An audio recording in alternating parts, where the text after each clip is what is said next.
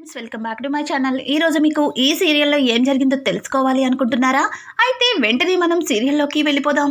ఇక రాజ్ అయితే కావ్యని వాళ్ళ పుట్టింటి దగ్గర దింపేసి కారు కూడా ఒక్క క్షణం కూడా ఆపకుండా అక్కడి నుంచి వెళ్ళిపోతాడు. కావ్య ఏమీ మాట్లాడకుండా తల కిందకి దించుకొని ఇంకా లోపలికి వెళ్తూ ఉంటుంది. అక్కడే కూర్చున్న కృష్ణమూర్తి కనకాన్ని కూడా గమనించకుండా తాను లోపలికైతే వెళ్ళిపోతుంది. కనకమైతే కావ్యని చూసి, అమ్మ కావ్య, ఎప్పుడొచ్చావే? కనీసం ఇక్కడ మేము కూర్చున్నామని గమనించకుండా వెళ్ళిపోతున్నావు అని అనడంతో కావ్య అయితే ఏమీ మాట్లాడకుండా తన భుజం మీద నుంచి చెయ్యి తీసేసి ఇక లోపలికైతే వెళ్తుంది. కనకం ఒక్క క్షణం అలాగే కృష్ణమూర్తి వైపు చూస్తుంది. కృష్ణమూర్తి, ఏమైందే? అమ్మ కావ్య, ఏమైంది? ఒక్కదానివే వచ్చావా అని చెప్పి ఇక మాట్లాడుతూ ఉంటే ఇంతలో అప్పు వచ్చి, అక్క, బావేంటే నిన్నలా ఇంటి ముందే దింపేసి వెళ్ళిపోతున్నాడు అని అప్పు అడుగుతూ ఉంటుంది.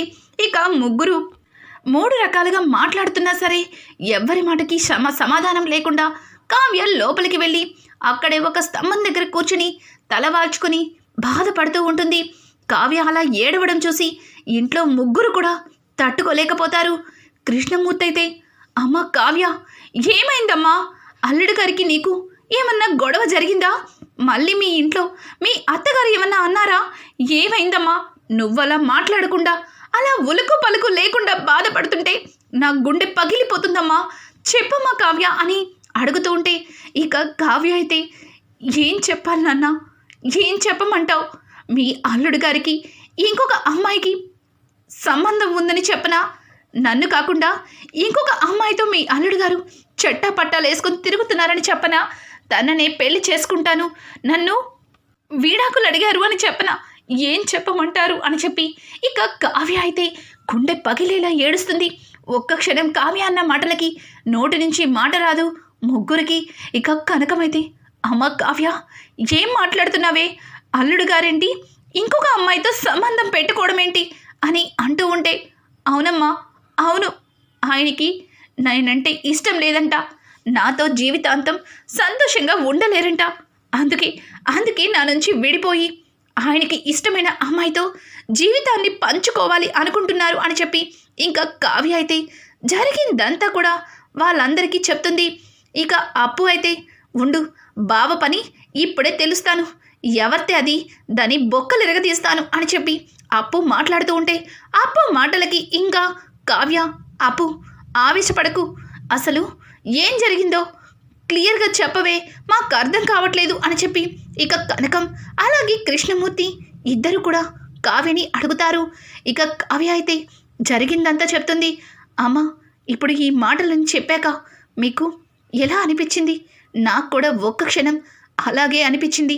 కానీ ఆయన ఆ అమ్మాయినేమి ప్రేమించలేదు, ఆ అమ్మాయితో ఆయన తిరగటం లేదు. కేవలం ఆయనకి ఆ అమ్మాయికి మధ్యలో ఉన్నది స్నేహం మాత్రమే, అది నాకు తెలుసు. కానీ నన్ను వదిలించుకోవడం కోసమే తనతో ఆయన అలా ప్రవర్తించాడని నాకు ఇప్పుడే అర్థమైంది. అంత ఇష్టం లేని వ్యక్తితో నేను జీవితాన్ని ఎలా పంచుకుంటానమ్మా?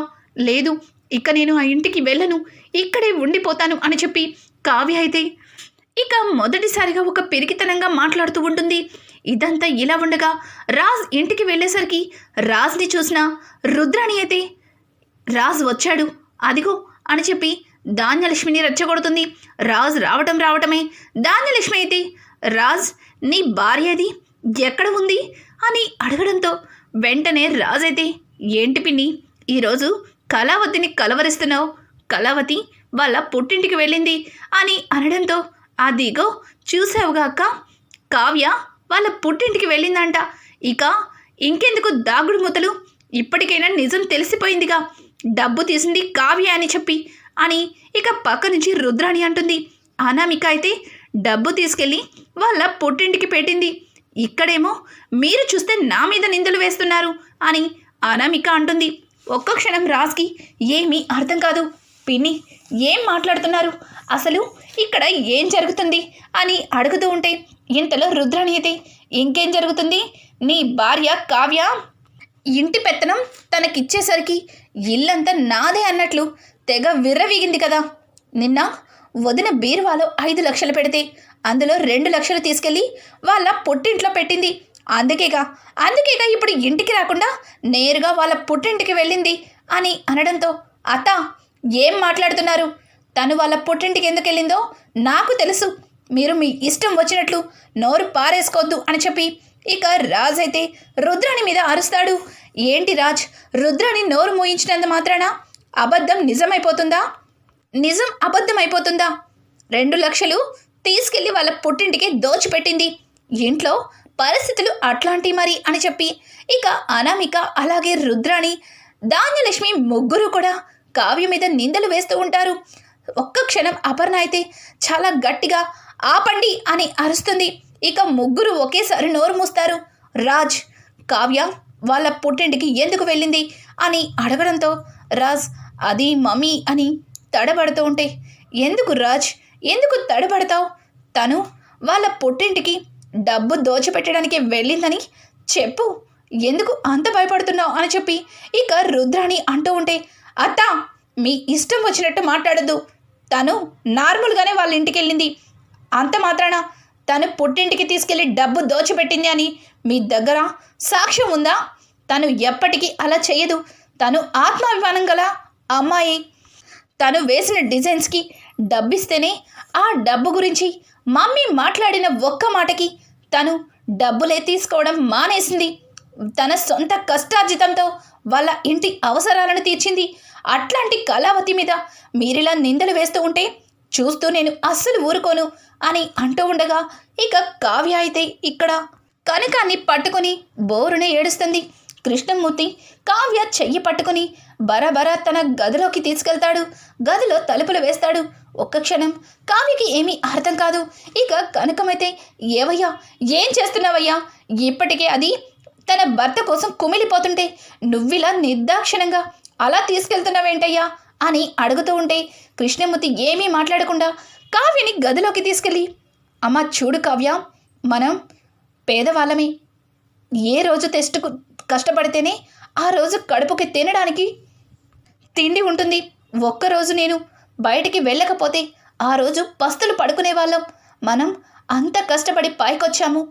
అలాగే నీ భర్త మీ అక్కని చూసి ప్రేమించి పెళ్లి చేసుకోవాలనుకున్నాడు. కానీ మీ అమ్మ మోసాలు బయటపడ్డాయి. అయినా అన్నీ తెలిసినా ఇంట్లో పెద్దవాళ్ళ కోసం నీ భర్త నీ మెడలో తాళి కట్టాడు. ఇన్ని రోజులు నీ భర్తకి ఎటువంటి ఇబ్బంది వచ్చినా నీతో కలిసి బాగానే ఉన్నాడు. కానీ ఉన్నట్టుండి నీతో విడిపోవడం ఏంటి చెప్పు? నీ భర్తని నీ ప్రేమతో మార్చుకునే ధైర్యం నీకు లేదా?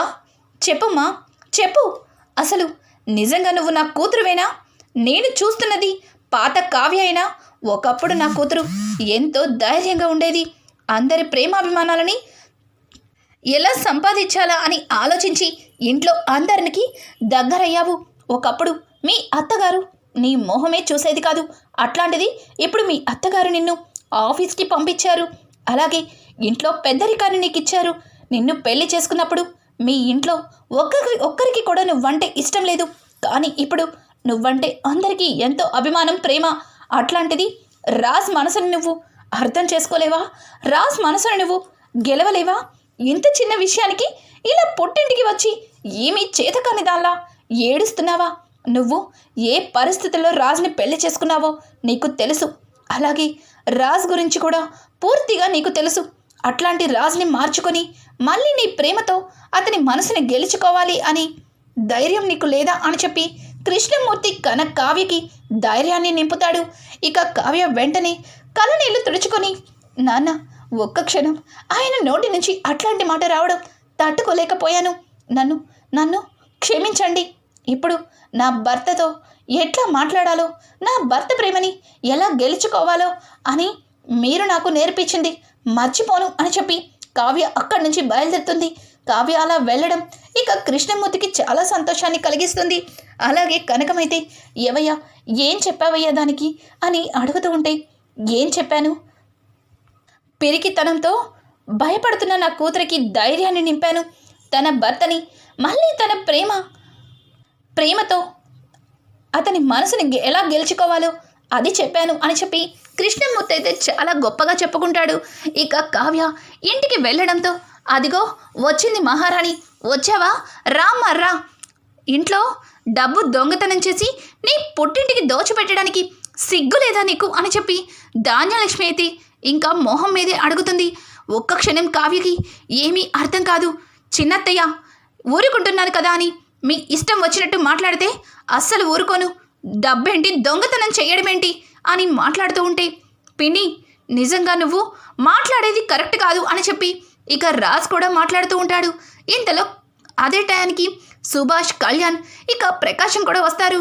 ప్రకాశం అయితే ధాన్యలక్ష్మి అన్న మాటలకి వసే ధాన్యం నీకు నాకులాగానే మతేమన్నా పోయిందా ఏంటి, అలా తింగరగా మాట్లాడుతున్నావు, కావ్యేంటి డబ్బు దొంగతనం చేయడమేంటి అని అంటూ ఉంటే చూడండి మీకు తెలీదు, ఈ కావ్య డబ్బులు దొంగిలించి వాళ్ళ పుట్టింటికి దోచిపెట్టింది. మరి తాళాలు కూడా ఎవరికి అనుమానం రాకుండా ఇంటి మధ్యలో పడేసింది. ఆ తాళాలు దొరికినాయని పెద్దత్తయ్యకి నేనిస్తే ఆ డబ్బు నేనే తీశానన్నట్టుగా పెద్దత్తయ్య నన్ను అందరి ముందు అవమానిస్తున్నారు. మీరేమో ఏమీ పట్టనట్టుగా ఎంతసేపు మీ వదిన్నే వెనకేసుకొస్తారు అని చెప్పి అనామిక అయితే ఇక దొంగేడుపులు స్టార్ట్ చేస్తుంది. నోరు మూస్తారా, ఆపండి, అసలు ఏంటి గోల అని చెప్పి ఇక అపర్ణ అయితే గొడవ మొత్తాన్ని ఆపుతుంది.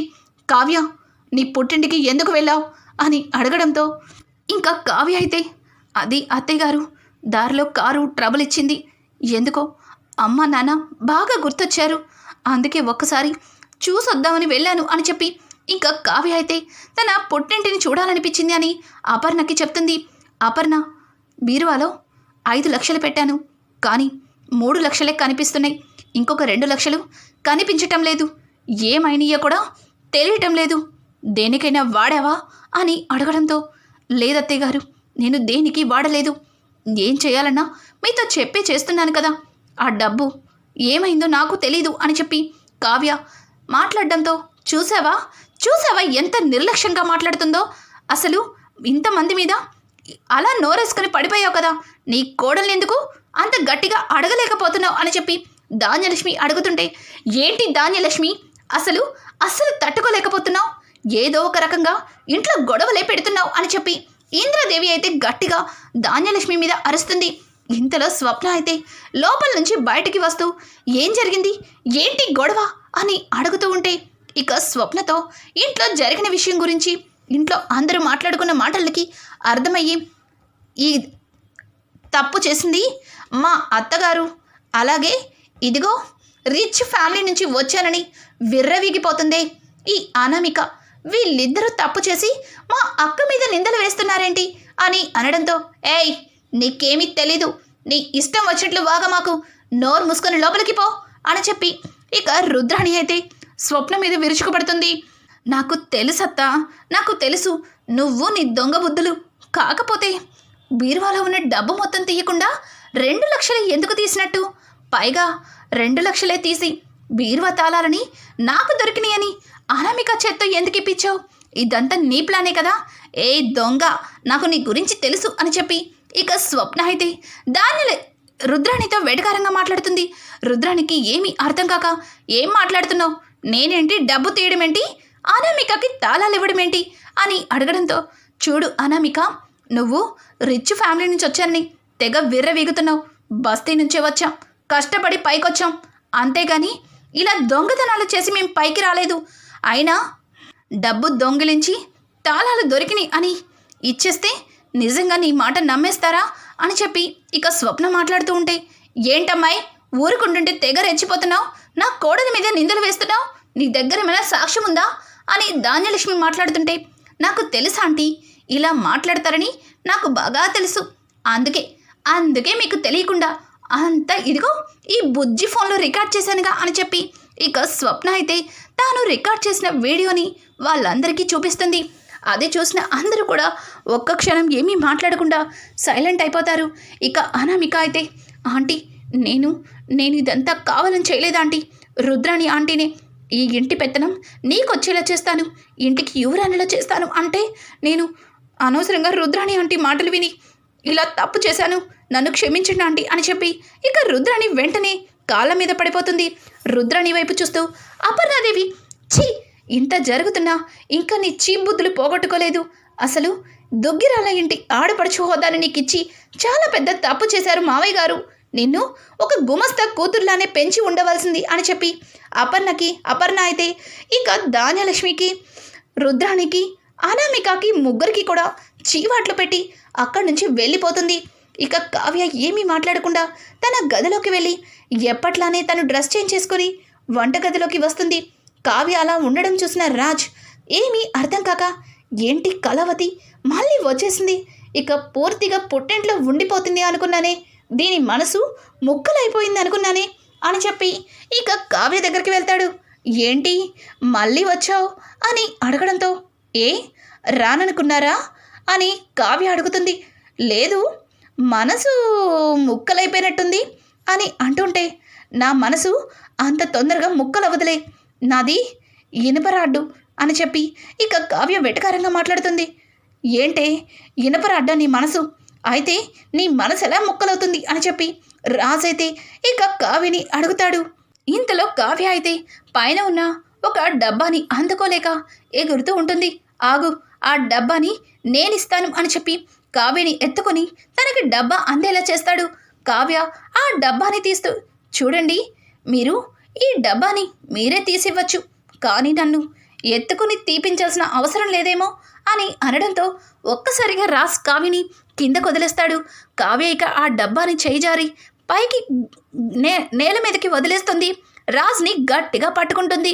ఇక ఇలా రాజ్ కావ్యల మధ్యలో మొదటిసారి ఒక సీన్ అయితే క్రియేట్ అవుతుంది. ఇక రాజ్ మనసులో కావ్య మీద మళ్ళీ ప్రేమ మొదలవుతుందా? కావ్య మళ్ళీ రాజ్ మనసుని మార్చడానికి ప్రయత్నించే ప్రయత్నాలు సక్సెస్ అవుతాయా? రానున్న ఎపిసోడ్స్ అయితే మరింత ఇంట్రెస్టింగ్గా మారిపోతున్నాయి. ఈ వీడియో మీకు నచ్చినట్టయితే లైక్ చేసి సబ్స్క్రైబ్ చేసుకోవడం మాత్రం మర్చిపోకండి. Thanks for watching friends. Welcome.